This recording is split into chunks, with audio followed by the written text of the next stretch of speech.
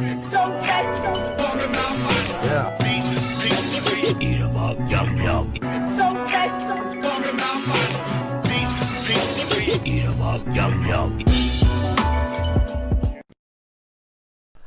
Yo, fam, what's the science? It's your boy JC, the hip hop junkie, vinyl beats and eats.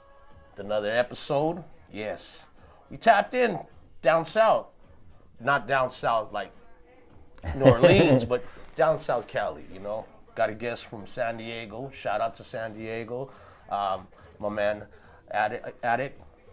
Good looking out, my man. But yeah, you know, we're about to get into this right now. You already know. Before we get into this, we talk about food. Food today, fam, is in-house. The lady put something together. You know, our guests usually give us pretty much what they like, and he said he liked fettuccine Alfredo, Italian. Yep. We usually do hooker taco, you know, but nah, not today. No hooker taco today. You should have told me before we got here there was a hooker taco. I didn't know it was an option. You want to go get the tacos, but yeah. So you know, we talk about the food. Mm-hmm. So, yo, delicious, man. Active. Your wife got down. Really? Yeah, okay. Yeah, delicious. So there you heard it, fam. Food's great. He liked it. He's digging it. And our guest today, allow me to introduce, all the way from San Diego, took a nice little drive up here, you know, is DJ Active. Active. Oh, yes. Man, Thank you for having me, brother. Hey, thank you for coming out. Thank you for hanging Absolutely, with us. absolutely, Yeah. man. Yeah, so, yeah, man, just wanted you to come out, hang out with us, and, you know, have our people get to know you, you know? Yeah, my pleasure, man. Thank you for having me. You've had some heavy hitters here, so I'm like, man, absolutely, I'm going to come through. I know, and nobody's a heavy hitter here, bro. You're all heavy hitters. You're all heavy hitters, you know, you're DJs, producers, and without you guys, you know, we wouldn't have music. I always say, you can listen to music without lyrics. Right. You can't have lyrics without music. Right. Acapellas get boring after a while. Yeah, I feel you. You yeah. know, so, you know, again, without you guys, you know, we wouldn't, you know, MCs and singers, rappers wouldn't be doing what they're doing. So, right. Yeah, other than that, but nice little drive. Yeah, nice mellow drive. I picked up my boy Jesse. Okay. Chilling in the Shout cut out over to here. Jesse too, man. Yeah. Jesse came Moses through. One, you guys know him. Yeah. My people from San Diego and LA Nice. well. Yeah. Yeah, other than that, man, how you been? How's everything? Good, man. Good. Family good. Everybody good. Everybody blessed by the best, man. Can't complain, you know. That's a good So thing. That's a yeah. thing, man. Just spinning vinyl, you know, here and there wherever I can. He said spinning vinyl. Yeah. It's kind of a lost art form, but you know, some of us still holding on to it, still doing it. Yeah, I'm one of those guys. Like I was telling you earlier, I'm semi-retired. I only come out to spin if there's the equipment's already there and set up. Right. I don't get booked to do things anymore, you know, where I have to lug speakers and all of that. Ain't the days anymore of fucking coming out with fucking a crew of 5 or 6 people carrying crates and right. Yeah, exactly. Like Yeah. The camp. Yeah. So I don't do that anymore. You fuck with digital? No. To be honest, no. Yeah, I straight. You know, this year was 30 years of spinning, and so for me, and yeah, no, I never. I actually, it's funny you say that. So I read in a DJ magazine before Serato came out about Serato, and I got excited. I told all my boys, I'm like, dude, Serato's coming out. This format that, you know, makes it's like you could scratch, like it's vinyl, right? Right. I had it on order before it even came out, and I still have my Serato SL1 box with instructions and everything. I haven't used it. I did for about a year, and I just. Was it filming it? Yeah, well, you know what? I think part of it is that I wasn't a computer guy. I didn't grow up, you know, on a computer. I feel you on that. And so, like, some of my friends that were into computer graphics and all of that stuff, my boys that would hook me up with burn CDs, those guys, they loved it and embraced it, you know? And I don't knock it. I just didn't convert, you know? I like flipping labels and having my hands go through wax, you know? And I like my juices flowing when I'm looking at vinyl covers instead of, you know, looking at a screen. So I fucked with digital a little, and like I have nothing against it and everything, and it is the new way, and there's like pros and cons to everything. Absolutely. You know, like we just talked about the crates and the coffins. Now you just roll up with your fucking laptop. Right? Yeah. But the feel is still different. Yeah, no, for The feel sure. is different as far as vinyl and digital. You know, Right. yeah, it is, but. Yeah, but you can't knock the newer generation because that the industry standard is digital and controller. So you know what I mean. It's like, and you can't expect the younger kids to know because they didn't grow up in that era. Exactly. Yeah, exactly. They didn't live through the 1900s like we did. You know what I mean? Right, 1900s. Yeah, you know what I mean. The late 1900s. That's our era, bro. Yeah. Dinosaur. Exactly, bro. So you know. Flintstone era. Yeah, exactly. So you know they have an advantage of all the tools. You know. Yeah. Shazamming and Discogs to order bangers. You know. Discogs, man. Yo. Yeah. I love that shit. Yeah, it's great. You know what I mean? It's crazy. Active. You know what's crazy is that for the longest time, as you're collecting vinyl and everything like that, it was really hard to get vinyl. Right. But fucking Discogs, you can get shit anything anywhere. from all over the world. So, for the longest time, I was looking for. Remember that group? What was it called? Oh shit. Hip hop? No, it was New Jack Swing. Okay, yeah. I forgot the name of them. They had that song Right and Height. Right, height, who can love me all night long? Right, height. I forgot the name of the group. Well, anyways. Late 80s, freaking. It was New Jack Swing. Yeah. Boom bap, yeah. Teddy Riley kind of vibe, yeah. Yes. So, yeah. And I couldn't find it anywhere. And shout out to fucking Click the Super Latin. But he's the one that put me on. I was like, yo, man, I can't find that fucking vinyl anywhere. You know, and I'd go to different shops and dig. And couldn't find it. I'd ask them. They're like, no, nuh-uh. And so he turned around and he goes, yeah, you can find it on Discogs. Yeah, that's anything you can find from all over the world. So I told him about it, and then, man, he hit me up. He goes, yo, JC is got something for you. I was like, what's that? And he goes, and he fucking sent me a picture, and I was like, yo, you fucking found that shit, man. That was dope, man. But like I said, Discogs is something. After that, I had to fucking slow down. My daddy was like, it could get addicting, bro. It could get addicting. Next thing you know, you're maxing out cards. Go outside your house and go fucking dig. Exactly. Yeah, all the. And you know what's crazy too is, man, y'all record stores need to stop this shit, man.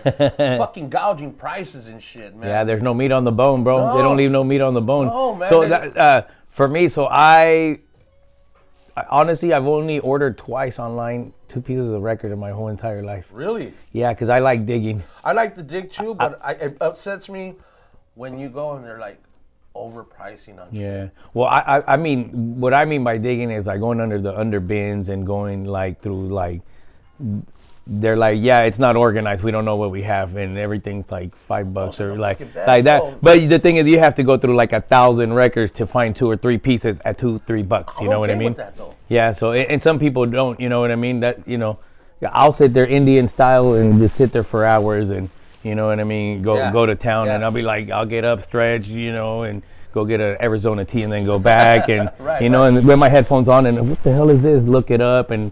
Sit there and enjoy that, and then some people just want to go into a record store and be like, hey, I want this. Cool, you got it. $20? All right. It's expensive, but whatever. I just walked in. I didn't have to sit there and go through a million things to find it for $2, But by doing that, like, I kind of like pretty much hit like the most of the record shops around the area down where we're at. And I just narrowed it down to 2 shops that I go to now, and it's like money every time. Oh yeah, and they don't price gouge. They're real reasonable with their pricing and everything like that. But I also get when you get into rare stuff, because I'm not a collector. I have a gang of records and all kinds of genres, but I don't have that like expensive taste palette. You know how some people collect Brazilian and world music and all this random stuff that you're never gonna find in dollar bins or you know what I mean. It's very reggae like that stuff. You know what I mean. You're paying, and that's what's great about Discogs. When you're trying to find those hard to find gems. Which I'm not that kind of digger. I noticed that like a lot of the places was dope. Like because you said you'd bring your own headphones and stuff, but a lot of them now they have turntables. Set up, for sure. So you can listen to whatever, or if it's scratch or anything like that. But man, I mean, I can get stuck there for hours though. Oh yeah, hours. For sure, yeah. You get lost, Yeah. I spent a lot of time. Every time I would go on vacation, I'd find record stores, and I've shipped records I've shipped records back to San Diego. You know what I mean? Boxes. The same fucking way. Yeah, it's a like disease. if you go to another city, it's like you almost kind of have to find out if they have a record shop or a record store. Oh, I do. Yeah, absolutely. Anytime I'm going out of town, believe me, I looked at your neighborhood, bro. After this, I got some pit stops. Rhino Records they're out here, in where we're at. But where I go to is. What do you normally collect? What do you normally digging for? I all across the board. Nice. You got a weakness? Hip hop. Hip hop, golden era. The golden era, a lot of that. Funk. Nice. Stuff like that. But I go to a spot called Moonshine Records in Whittier, Uptown Whittier. Is that the one that's like a smoke shop, kind of like a head shop? No, it's straight vinyl. They always have events there, though. Okay. They always have events there. They have like DJs go up in there and they have DJs. Is that by where Record Jungle used to be? No, they shut that down. Yeah, I know they shut that down. I heard. No, but that's in City of Montebello. Oh, gotcha. Yeah, that's in. But the one I go to is Uptown Whittier, Moonshine, and then another one in the city of Pico Rivera. It's like an antique spot, but they're antique. They sell like antique.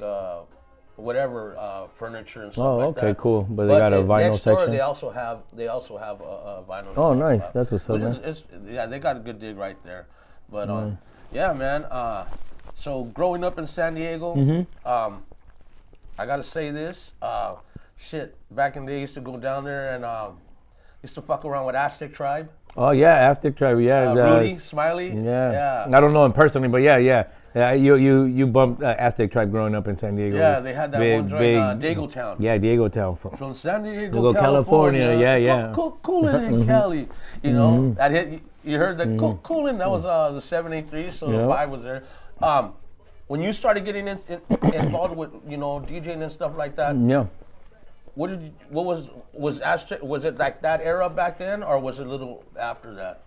So I started spinning in '95. Oh, okay. But prior to that, I've always been a hip hop head. I'm a b-boy. You know what I mean? And some people, for the younger kids, being a b-boy doesn't mean you break dance. That means you're part of the elements. You know what I mean? Yeah. That you feel like you're part of the culture of hip hop. You know what I mean?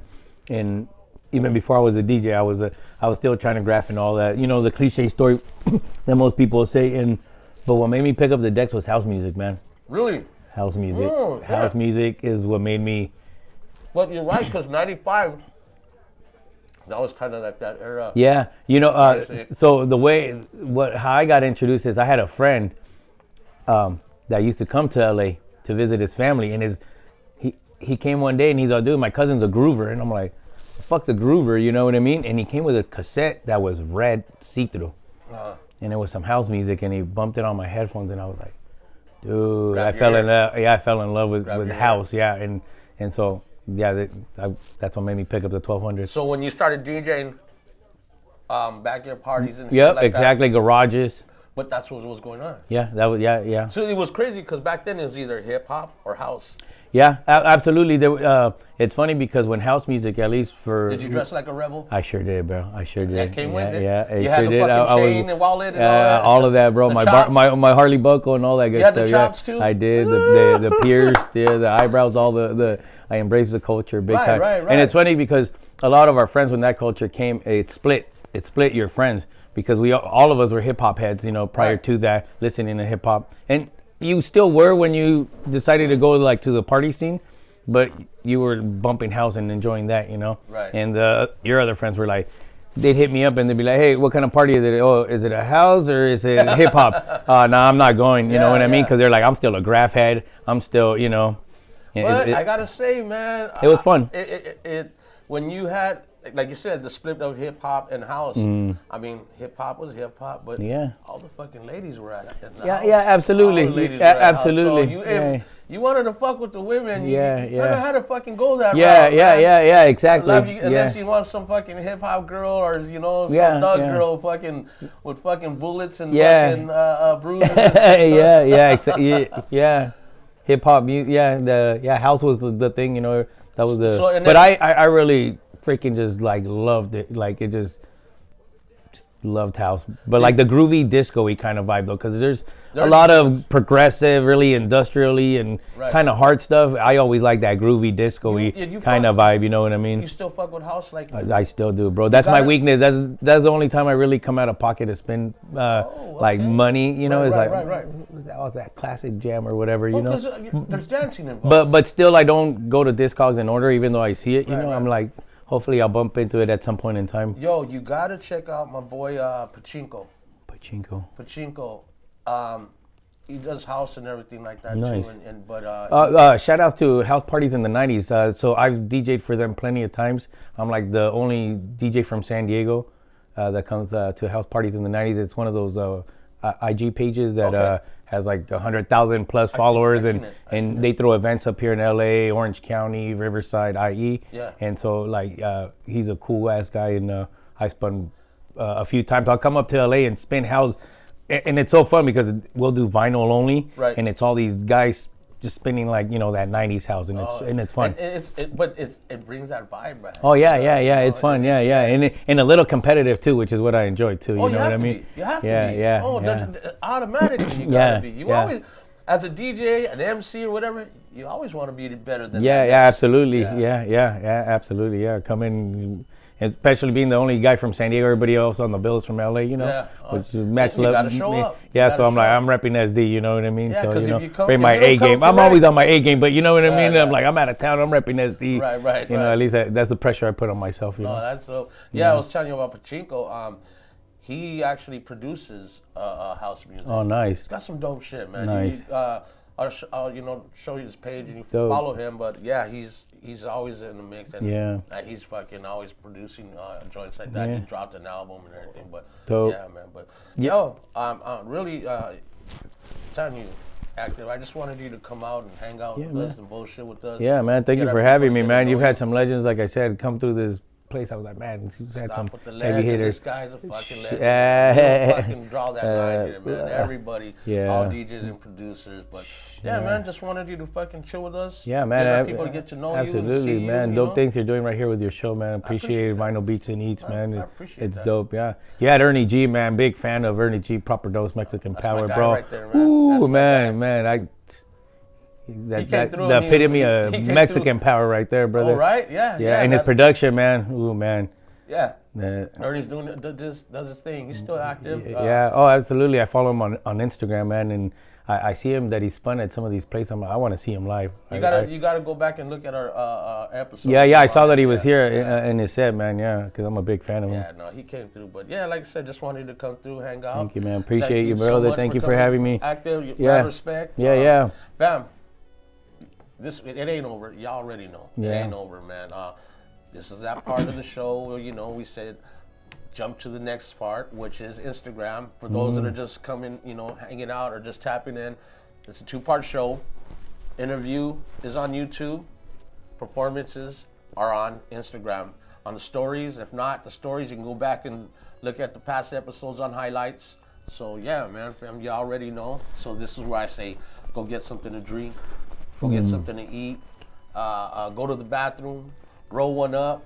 Because we're about to come back. Yes, sir. Get active, because he's about to get active right now. Yeah, absolutely. And even though he's a house guy. Yeah, I am. I'm a music guy, though. Like he's going to give us something different, you know. He's going to stay on that that West Coast. I'm still from the mighty West Coast, bro, so I got to represent. There we go. So that link right there. If you can't get that link, look at it, type it in, Vinyl Beats and Eats.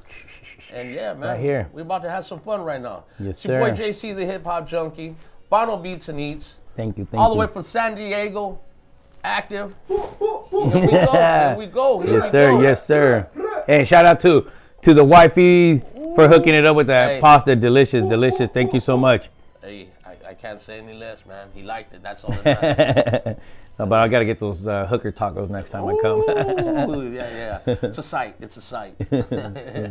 So, you know, with that being said, like I always say, one love.